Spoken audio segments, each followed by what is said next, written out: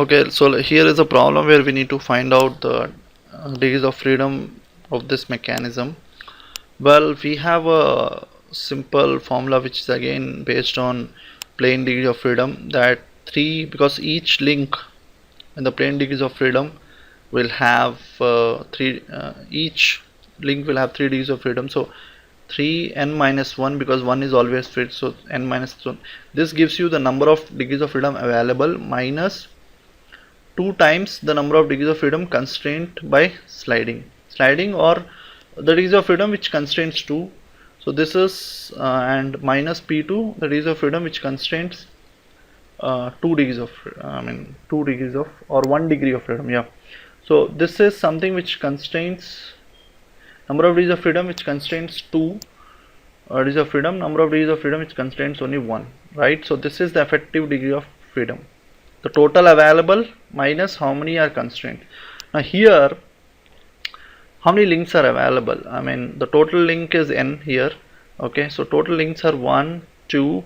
This is again CD is one complete link, so 3, 4, piston is 5, and you have a stationary link which is the ground, so 6. So n is 6, and number of tertiary joints 1, 2, 3, 4, 5, 6.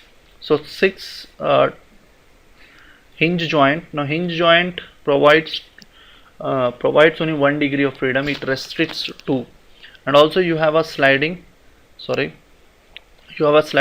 also allows only 1, so plus 1 for sliding. So total you have 7 such joints or pairs which allows only 1 degree of freedom, so it restricts 2. So basically P1 is 7, the number of joint pairs which restricts 2 degrees of freedom, because it allows only 1. We are talking about planar. So 3, 6 minus 1 minus 2 into 7. P2 you don't have anything which allows 2 degrees of freedom and restricts only 1, so you don't have any such in this joint. So this is 15, 6 minus 1, 5, 3 is 15 minus 14, so that is 1. So 1 is the degree of freedom that is allowed. So always, I mean, this is something which is the equation you need not memorize, because it's simple to understand. The first term represents the number of degrees of freedom available. Why the minus 1 has come? Now if there are n links, so 3 into n, because each link has 3 degrees of freedom available, so 3n is the total number of degrees available. Minus 1, why you are doing is because you have always a 1 stationary link, so minus 1 comes because of that. So n minus 1 is the effective links which are in motion. The ground link is fixed in everything, so that's why 3n minus 1 is the total effective degrees of freedom available, minus 2 into number of joints which restricts 2